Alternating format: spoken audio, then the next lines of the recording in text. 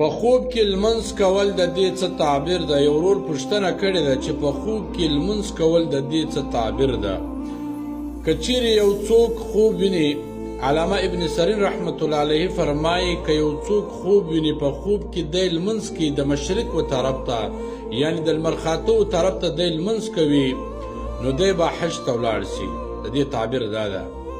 او که چیرې یو څوک خوب ویني، دی لمونځ کوي او قبله نه ورته معلومه، قبله ځینې ورکه وي او دی لمونځ کوي په خوب کې، نو د دې تعبیر دا ده چې د دین په لارې کې به دی حیرانه وي، پریشانه به وي.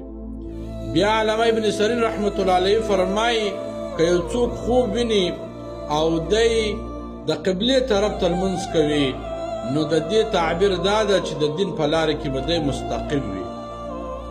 او بلکې یو څوک خوب ویني او دی لمونځ کوي، په لاره کې ولاړ وي لمونځ کوي او قبله یې شاته وي، نو د دې تعبیر ښه نه ده، نو دی د صدقه وکړي او توبه دې وباسي.